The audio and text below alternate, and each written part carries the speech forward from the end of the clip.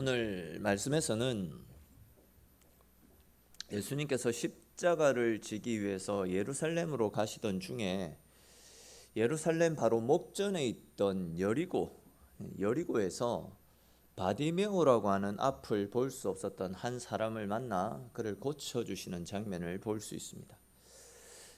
여기 나타나는 바디메오, 이 바디메오라는 이름 속에서 이 밧자는 누구의 아들이라는 뜻을 가지고 있습니다. 그러니까 이 바디메오는 디메오의 아들, 디메오라는 사람의 아들이라는 뜻이죠. 근데 아버지의 이름은 있는데 아들의 이름은 없고 그냥 디메오의 아들 이렇게 불린다. 여러분, 이것이 의미하는 것이 무엇이겠습니까? 당시 사람들은 장애를 가진 아이가 태어난 것은 내가 하나님 앞에 죄를 지어서 하나님께서 나를 심판하시기 위해서 우리 아이에게 장애를 주셨다, 이런 생각들이 있었더랬습니다. 그래서 이제 장애가 있는 아이가 태어나게 되면 하나님께서 나를 벌하실 정도로 내가 큰 죄를 지었다라는 생각 때문에 얼굴을 들고 다닐 수가 없었습니다. 굉장히 큰 수치로 여겼더랬습니다. 아마 추측컨대 이 바디메오의 아버지, 즉 디메오의 경우에도 앞을 보지 못하는 장애를 가진 아들을 낳고는 사람들의 비난과 손가락질을 견디지 못해서 아이의 이름도 지어주지 않고 아이를 버려둔 채 도망가지 않았나, 이렇게 추측을 할 수 있습니다. 그렇기 때문에 이제 아이의 이름은 뭔지도 모르고 그냥 사람들에 의해 디메오의 아들 이런 식으로만 불렸던 겁니다. 아무튼 이 디메오의 아들 바디메오는 이름도 없이 부모로부터 버림을 받고 어렸을 때부터 다른 사람들에게 구걸을 해가면서 하루하루 겨우겨우 살아가고 있는 실정이었습니다. 46절 끝부분에 나타나는 디메오의 아들인 맹인 거지 바디메오가 길가에 앉았다가 라는 이 표현이 당시 이 바디메오의 상황이 얼마나 비참했는지를 잘 보여주는 말씀이라 할 수 있습니다. 자, 그런데 이제 이렇게 비참한 삶을 살아왔던 바디메오에게 놀라운 소식이 들려왔습니다. 하나님의 아들이신 예수님이라고 하는 분이 계신데 그분은 말씀만 하시면 안전뱅이도 낫게 하시고 눈먼 자도 눈을 뜨게 하시고 죽었던 사람도 살린다, 이런 소식이 이 바디메오의 귀에도 들려왔던 것이죠. 이 길거리를 지나다니는 사람들마다 예수님의 이야기를 하다 보니까 이 바디메오도 구걸을 하는 내내 그 이야기를 듣게 되는 겁니다. 그리고 이 바디메오도 어느 순간 예수님에 대해서 관심을 가지기 시작했습니다. 그리고 어느 순간 그의 마음에도 나도 예수님이라는 분을 만날 수 있다면 나도 그 예수님으로 인해서 눈을 뜨게 될 것이고 내 인생도 달라질 수 있지 않을까, 이런 희망을 품게 되었습니다. 그리고 그런 희망을 가지고 예수님이 자기 있는 곳을 지나가시기를 기다리고 있던 중에 예수님이 이곳을 지나가고 계신다라는 사람들의 소리를 듣게 됩니다. 근데 자기는 앞을 볼 수 없으니까, 예수님이 어디로 가고 계시는지 알 수가 없으니까, 또한 사람들의 소리에 자기의 소리가 묻힐 수도 있으니까 묻힐 수도 있기 때문에 죽을 힘을 다해서 예수님을 불러댔습니다. 그가 얼마나 크게 소리를 질러대었던지 그의 주위에 있던 사람들이 그를 향해서 시끄럽다, 조용해라, 잠잠하라, 계속해서 바디메오를 꾸짖었습니다. 그렇지만 그는 아랑곳하지 않았고 빈잔을 주면 줄수록 더욱더 큰 목소리로 예수님을 불러대었습니다. 그 결과 예수님께서 예루살렘을 향해서 달려가던 그 바쁜 걸음 와중에도 걸음을 멈추고 그를 만나서 그의 오랜 질병을 치료해 주시는 하늘의 축복을 누릴 수 있었습니다. 그렇습니다, 여러분. 이처럼 우리가 예수님을 만나면 우리 삶에 찾아오는 모든 아픔과 어려움들을 치료받고 고침받는 하늘의 축복을 누릴 수 있게 되는 겁니다. 그렇다면 여러분, 우리가 어떻게 하면 예수님을 만나고 예수님으로부터 내려오는 회복의 기쁨을 누릴 수 있겠습니까? 오늘 본문에 나타나는 이 바디메오의 이야기를 통해서 이 부분에 대해서 좀 더 자세하게 살펴보겠습니다. 먼저 우리가 주님께서 베풀어 주시는 은혜를 누리기 위해서는 제일 먼저 이 주님이 어떠한 분인지 주님에 대한 올바른 인식을 가지고 있어야 됩니다. 제가 계속 말씀드렸듯이 많은 사람들이 내가 믿고 싶은 대로 신앙생활을 합니다. 내 생각에 기초해서 하나님을 믿습니다. 자기 생각에 맞고 상식선에서 이해가 되는 것만 믿고 받아들입니다. 또한 합리적으로 계산을 해서 뭔가 수긍이 되면 받아들이지, 그렇지 않으면 아예 믿으려고 조차 하지 않습니다. 또 하나님을 내가 원하는 것을 들어주시는 도깨비 방맹이 그 정도로 생각합니다. 그래서 자신이 열심히 기도하고 정성을 다하면 하나님도 내 정성을 귀하게 여기시고 나의 소원을 들어주실 것이다, 이렇게 생각을 합니다. 그런 마음으로 교회 출석하고, 그런 마음으로 11조를 드리고, 그런 마음으로 봉사를 합니다. 그러다가 자기가 생각하는 대로 일이 뭔가 풀리지 않으면 하나님을 원망하고 하나님이 없다라고 생각하면서 신앙을 포기하는 경우가 너무 많이 있습니다.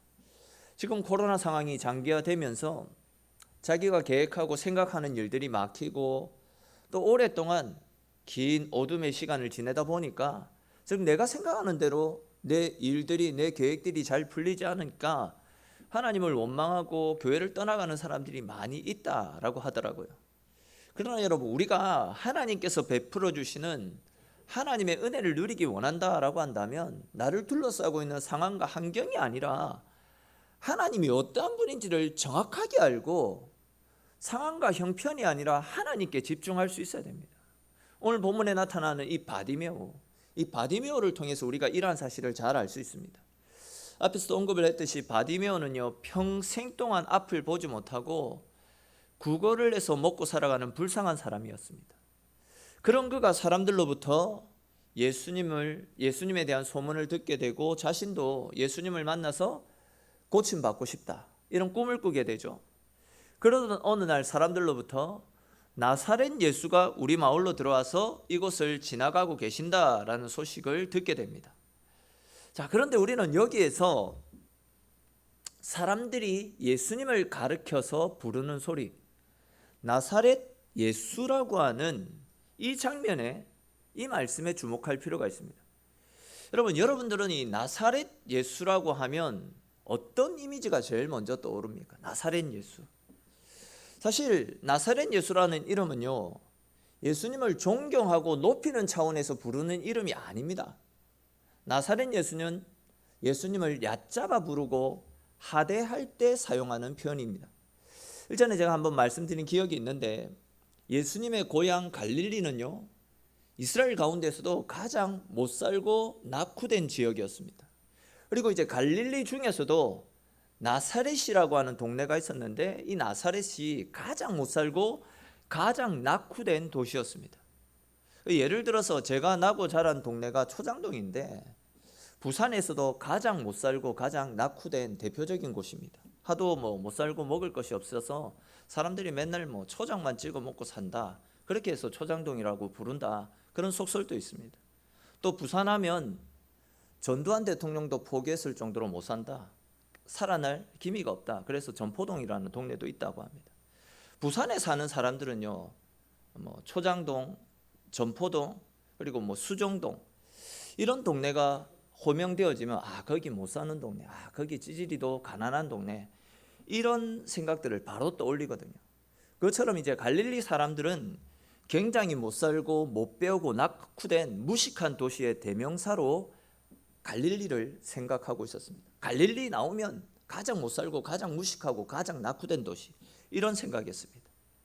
오죽하면 예수님의 제자 빌립이 나다나엘을 전도했을 때에 나다나엘이 빌립을 향해 뭐라고 했습니까? 나사렛에서 무슨 선한 것이 날 수 있겠냐, 나사렛에서는 절대 선한 것이 날 수 없다, 이런 부정적인 반응을 보이며 전도를 뿌리치지 않았습니까? 그러니까 이제 당시 나사렛 사람 누구누구라는 표현은 그 사람을 폄하하고 그 사람을 조롱할 때 사용했던 표현입니다. 즉 당시 사람들은 예수님께서 보이셨던 기적과 능력을 보고 그분을 따라다니고 있으면서도 온전히 주님을 믿고 따라다녔다라기보다도 나사렛 출신의 저 사람이 과연 우리가 기다리고 있는 그 메시아가 맞을까? 나사렛 사람 예수, 저 사람이 우리의 소원을 들어줄 수 있을까 하는 이런 반신반의하는 마음으로 예수님을 따라다녔던 겁니다. 그렇게 이제 반신반의하면서 예수님을 따라다녔기 때문에 예수님께서 기적을 일으키시고 선풍적인 인기를 몰며 예루살렘을 예루살렘에 입성할 때는 그렇게 열렬히 예수님을 환영하며 호산나 다윗의 자손이여 뭐 그렇게 예수님을 맞이하다가 예수님께서 십자가를 지실 때는 어떻게 합니까? 모두가 돌아서서 예수님을 십자가에 못 박아 죽이자고 성난 폭동으로 돌변해 버리지 않습니까? 즉 자기가 생각하는 대로 자기 뜻대로 일이 잘 풀리면 열렬한 신앙인이 되었다가 자기의 생각대로 일이 풀리지 않으면 자기의 기대에 어긋나게 되면 주님을 비난하고 주님을 떠나버리는 그런 모습을 볼 수 있습니다.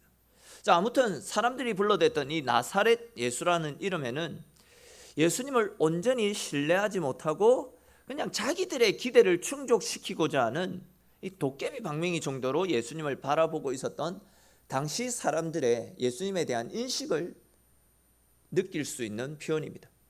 자, 그런데 이제 이 바디메오를 보십시오. 이 많은 사람들과 달리 바디메오를 보시면 다른 사람들은 전부 나사렛 예수가 지나간다 라면서 예수님에 대해서 반신반의하고 있을 때에 그는 사람들의 소리에 아랑곳하지 않습니다. 예수님을 향해서 다윗의 자손 예수여 라고 예수님을 향한 자신의 신앙을 고백하고 있습니다. 우리 오늘 본문 47절에 기록된 말씀 같이 한번 읽어볼까요? 47절 말씀 같이 한번 읽겠습니다. 나사렛 예수시란 말을 듣고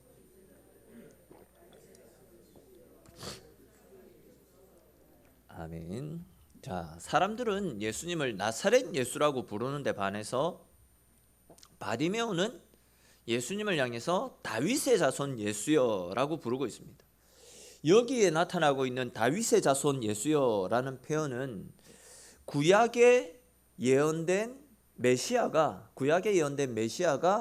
다윗의 자손으로 이 땅에 오신다라는 것을 바디메오도 알고 있었다라는 이야기입니다.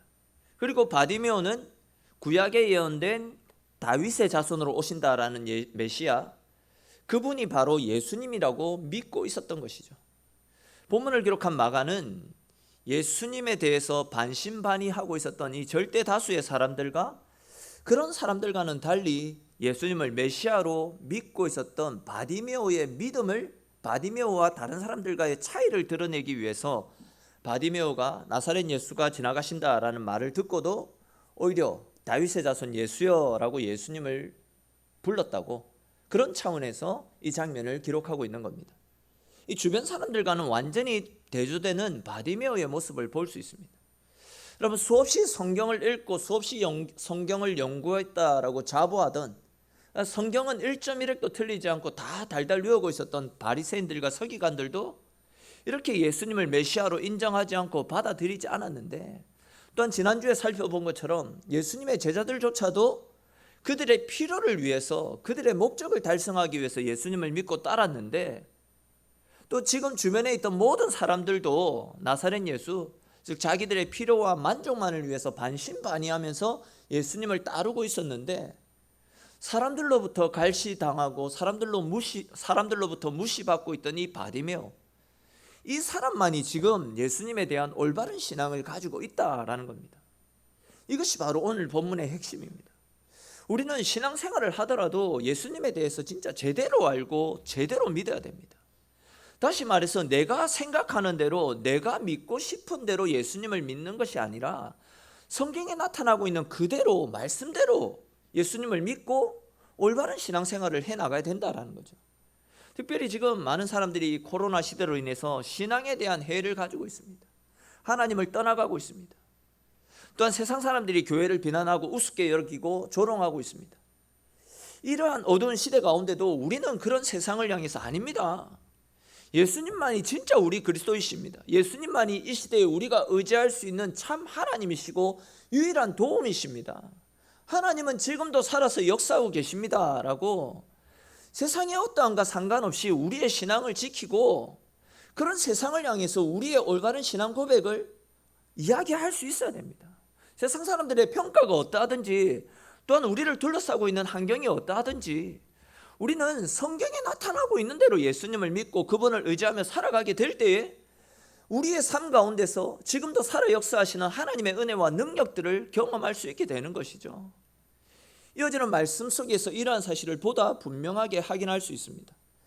말씀을 보시면 바디메오의 소리를 들으신 예수님께서 바디메오에게 내가 너에게 무엇을 해주기를 원하느냐라고 물어보십니다. 그러자 바디메오가 제가 보기를 원합니다 라고 대답하죠. 그리고 이제 그런 바디메오를 향해서 예수님 뭐라고 이야기하십니까? 52절에 기록된 말씀 같이 한번 읽어보겠습니다. 예수께서 이르시되 가라 내 믿음이 너를 구원하였느니라 하시니 그가 곧 보게 되어 예수를 길에서 따르니라. 아멘. 자, 여러분 지금 이 상황을 한번 생각해 보십시오. 바디메오는 예수님 때문에 눈을 뜨게 된 겁니다. 예수님이 그를 눈뜨게 해주셨습니다. 물론 나중에 살펴보겠지만 바디메오가 죽을 힘을 다해서 주님을 찾는 노력을 기울이기는 했지만 바디메오를 치료해 주신 분은 분명히 예수님이십니다. 근데 보시면 예수님은 너희의 믿음이 너를 치료하였다라고, 내 믿음이 너를 구원하였다라고 말씀하고 있습니다. 다시 말해서 바디메오의 믿음이 그를 눈뜨게 했다라는 것입니다.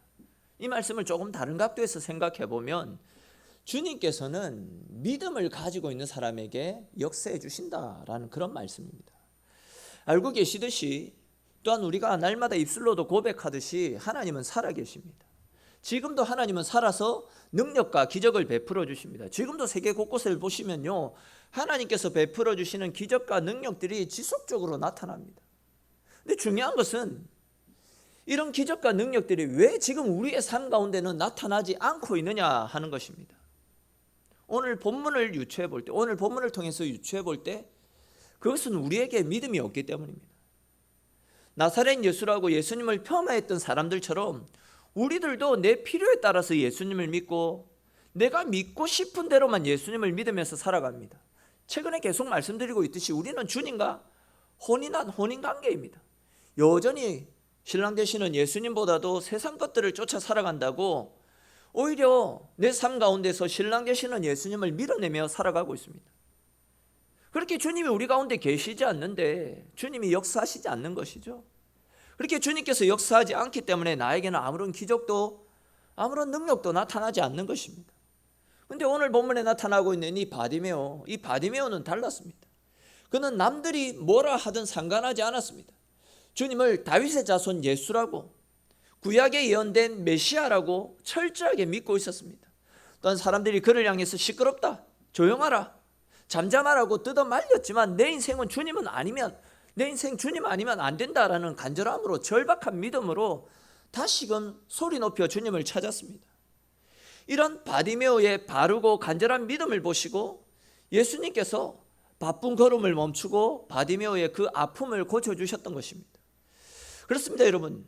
예수님을 향한 간절한 믿음은요, 주님의 바쁜 걸음도, 주님의 보좌까지도 흔들 수가 있습니다.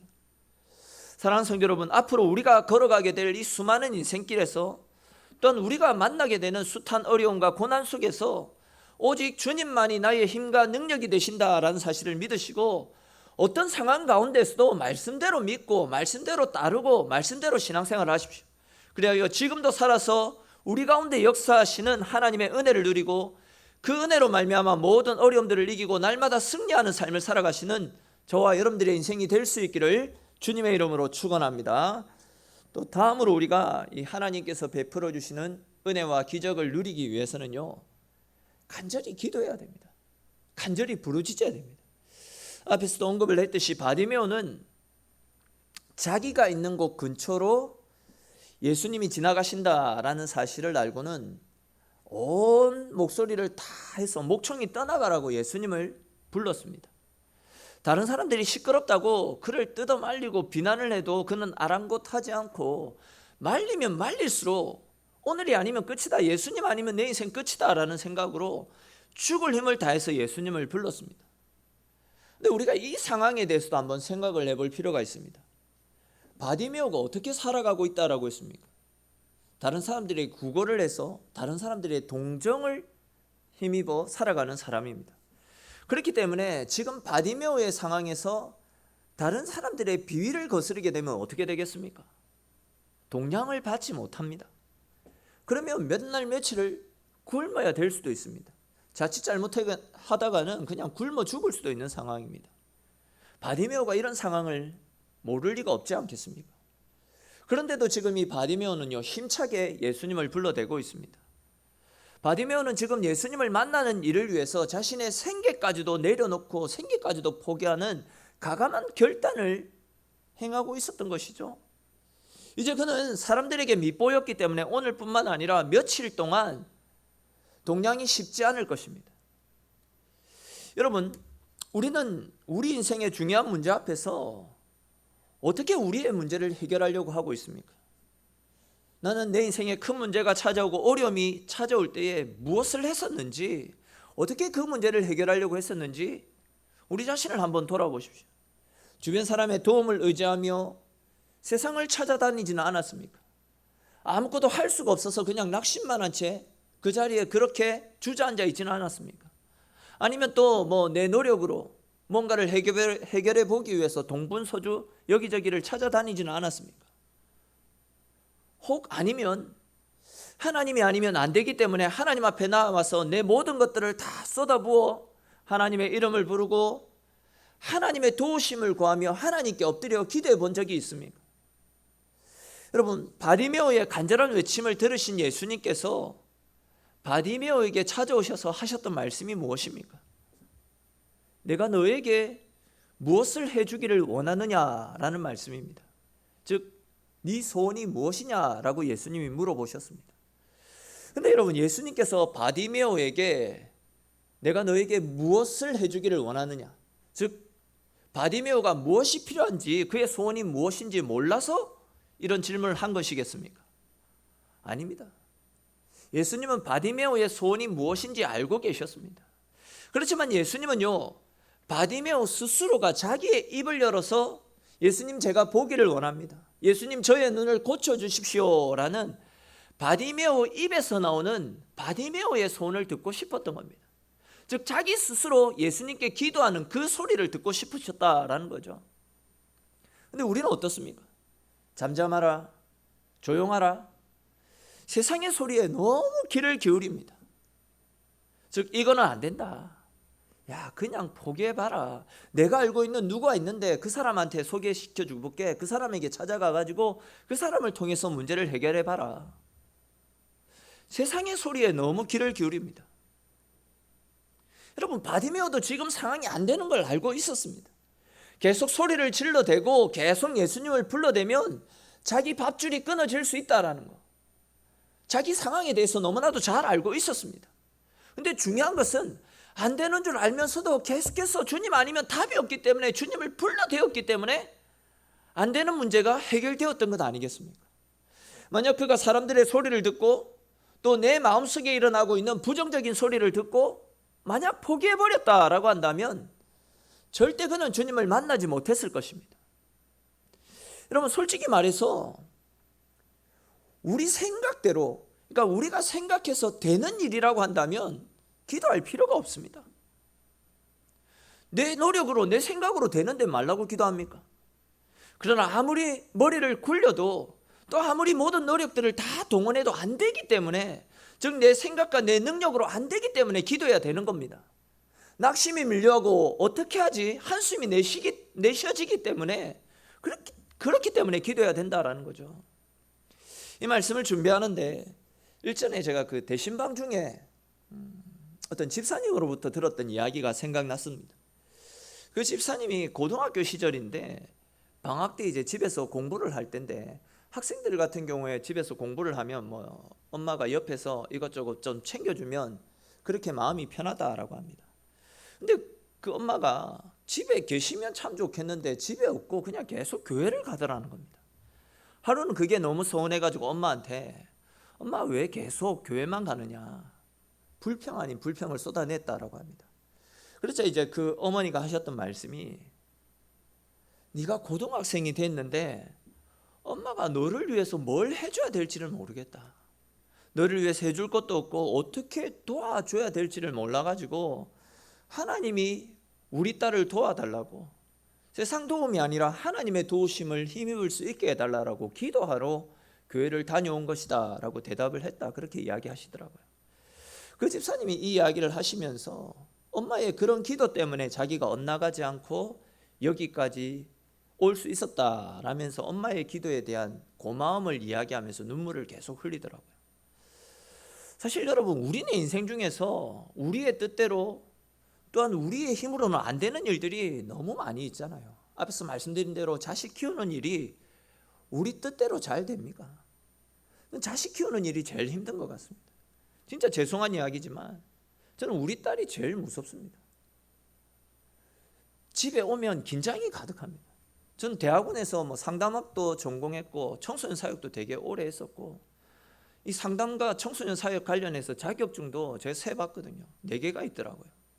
나름대로 청소년 사역 잘한다라고 생각을 했었는데 17살밖에 되지 않은 딸아이 하나도 감당하기가 힘든 것이 사실이더라고요. 여러분도 그렇지 않습니까? 자식 농사가 제일 힘들다라고 합니다. 우리 뜻대로 잘 되지 않습니다. 또 코로나 시대를 보내면서 우리가 계획했던 일들이 다 수포로 돌아갔고, 갑작스러운 사고와 질병이 우리 인생의 발목을 잡는 경우들이 많이 있습니다. 믿었던 사람들에게 사기도 당하고 돈줄이 막히고, 내 계획, 내가 생각했던 것들이 내 뜻대로 흘러가지 않기 때문에 인생살이가 너무 힘든 것이 사실이지 않습니까?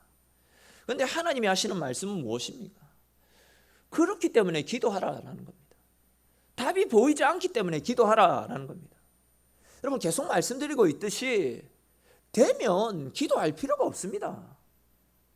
내 의지로 다 이룰 수 있으면 기도할 필요가 없습니다. 안 되니까 방법이 없기 때문에 기도하라라는 겁니다. 바디메오를 보십시오. 모두가 안 된다, 조용해라, 시끄럽다, 잠잠하라고 말리고 있었잖아요. 잘못하면 자기 밥줄이 끊어지는 상황이지 않습니까? 상황만 보면, 그가 처해 있는 그 형편만 보면요, 포기할 수밖에 없습니다. 아니, 포기하는 것이 더 현명한 방법이라 할 수 있습니다. 그렇지 않습니까? 그런데 그는 예수님이 아니면 다른 방법이 없었기 때문에 그는 포기하지 않고 끝까지 예수님께 매달렸던 것입니다.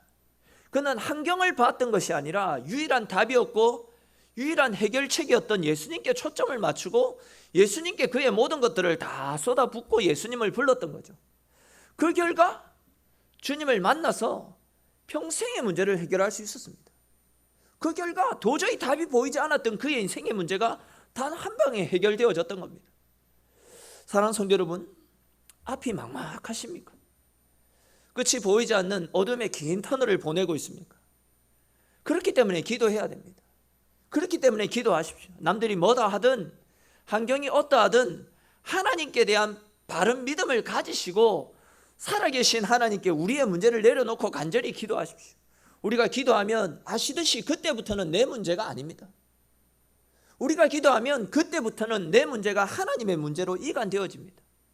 하나님께 내 문제가 넘어가게 되면 내 삶의 어려움과 아픔들, 염려와 근심, 걱정거리들이 주의 은혜 가운데 하나씩 은혜롭게 다 풀리게 될 것입니다.